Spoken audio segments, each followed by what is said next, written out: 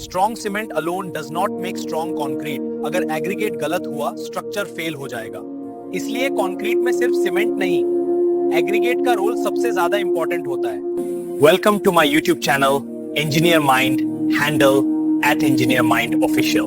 Welcome में यहाँ हम इंजीनियरिंग कॉन्सेप्ट्स को सिंपल, प्रैक्टिकल और साइट ओरिएंटेड वे में समझते हैं। आज हम स्टार्ट कर रहे हैं एग्रीगेट टेस्टिंग सीरीज का पहला और सबसे important test, sieve analysis of aggregate.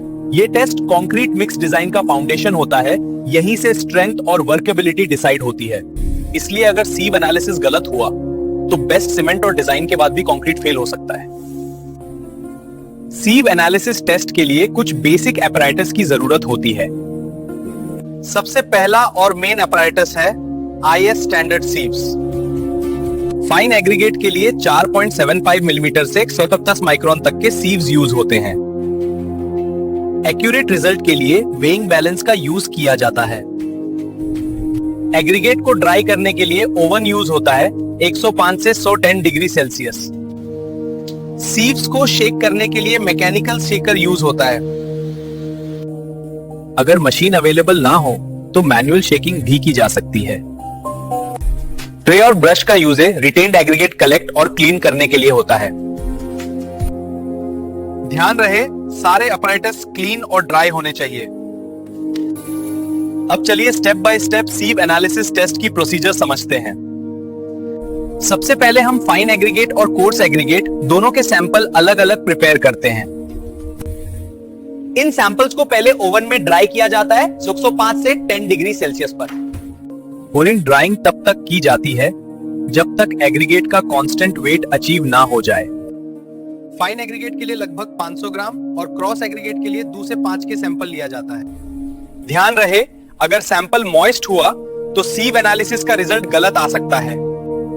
Sample preparation complete होने के बाद अब हम चलते हैं सिव अरेंजमेंट की तरफ। अब बात करते हैं सिव अरेंजमेंट की, जो इस टेस्ट का एक बहुत इंपॉर्टेंट स्टेप है।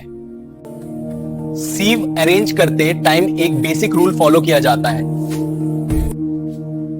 सबसे बड़ा साइज सीव ऊपर रखा जाता है। उसके बाद सीव्स को साइज के अकॉर्डिंग डिसेंडिंग ऑर्डर में अरेंज किया जाता है। सबसे नीचे स्मॉलेस्ट सिव और उसके नीचे पन लगा जाता है। फाइन एग्रीगेट के लिए 4.75 मिलीमीटर से 150 माइक्रोन तक के सीव्स यूज होते हैं। कोर्स एग्रीगेट के लिए सीव साइज एग्रीगेट के नॉमिनल साइज पर डिपेंड करता है। उसे से पहले यह कंफर्म करना जरूरी है कि सीव्स क्लीन और अनडैमेज्ड हों। गलत सीव अरेंजमेंट से रिजल्ट कंप्लीटली रॉन्ग आ सकता है। सीव अरेंजमेंट कंप्लीट होने के बाद अब हम देखेंगे शेकिंग प्रोसेस। सीव अरेंजमेंट के बाद अब हम बात करते हैं शेकिंग प्रोसेस की। शेकिंग का पर्पस होता है एग्रीगेट को प्रॉपर साइज में सेपरेट करना। अगर मैकेनिकल सीव शेकर अवेलेबल हो तो वही यूज किया जाता है। नॉर्मली सीव्स को लगभग 10 मिनट्स तक शेक किया जाता है। अगर मशीन अवेलेबल ना हो तो मैनुअल शेकिंग भी की जा सकती है। मैनुअल शेकिंग के टाइम जर्क या फोर्स अप्लाई नहीं करनी चाहिए। शेकिंग यूनिफॉर्म होनी चाहिए ताकि एग्रीगेट प्रॉपर्ली सेपरेट हो। जब एग्रीगेट मूवमेंट कम हो जाए तब शेकिंग स्टॉप की जाती है।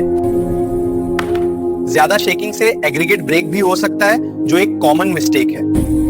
शेकिंग कंप्लीट होने के बाद अब हम चलते हैं रिटेन्ड एग्रीगेट के वेइंग की तरफ। शेकिंग के बाद अब हम बात करते हैं रिटेन्ड एग्रीगेट के वेइंग की।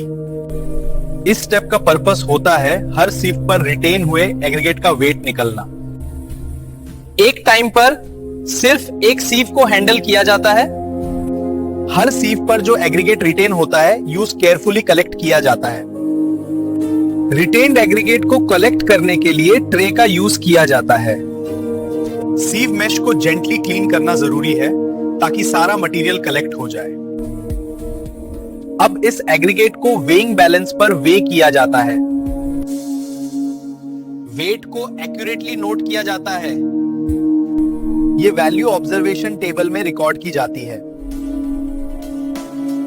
ये प्रोसेस हर सीव के लिए रिपीट किया जाता है। सारे वेट्स का टोटल ओरिजिनल सैंपल वेट के क्लोज होना चाहिए। अगर वेट मिसमैच हो तो मतलब कहीं मटेरियल लॉस हुआ है। एक साथ मल्टीपल सीव्स हैंडल करना एक कॉमन मिस्टेक है।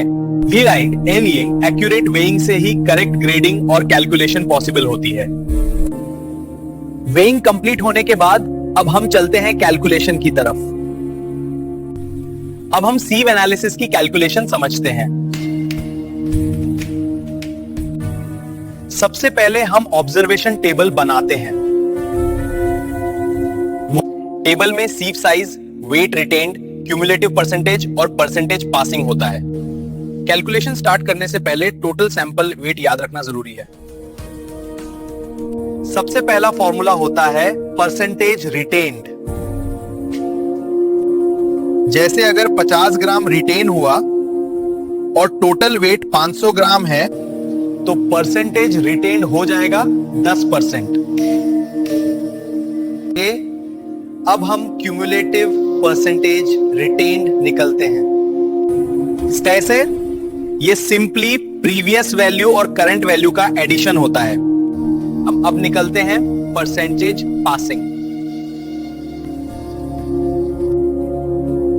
अगर क्यूमुलेटिव रिटेन्ड 30% है तो पासिंग होगा 70%। इसी तरह पूरी टेबल कंप्लीट की जाती है। आपको ये डिजाइन्स भी है।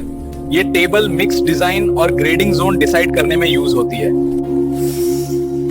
कैलकुलेशन में छोटी सी मिस्टेक फाइनल रिजल्ट को गलत बना सकती है। कैलकुलेशन कंप्लीट होने के बाद अब हम रिजल्ट और इंटरप्रिटेशन समझते हैं। अब हम सीव एनालिसिस टेस्ट का रिजल्ट समझते हैं। सीव एनालिसिस का रिजल्ट हमें एग्रीगेट का पार्टिकल साइज डिस्ट्रीब्यूशन बताता है। इसी डेटा से हम ग्रेडिंग कर्व भी प्रिपेयर करते हैं। इन एग्रीगेट को IS 383 के अकॉर्डिंग जोन 1, 2, 3 या 4 में क्लासिफाई किया जाता है। अगर ग्रेडिंग लिमिट्स के अंदर है तो एग्रीगेट एक्सेप्टेबल माना जाता है। पोर ग्रेडिंग, सेग्रीगेशन, ब्लीडिंग और स्ट्रेंथ प्रॉब्लम आ सकती है।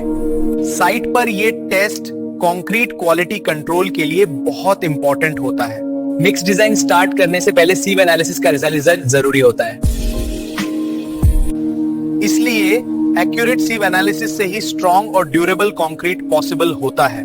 इस वीडियो में हमने सीव एनालिसिस ऑफ एग्रीगेट कंप्लीट किया। नेक्स्ट वीडियो में हम देखेंगे स्पेसिफिक ग्रेविटी टेस्ट।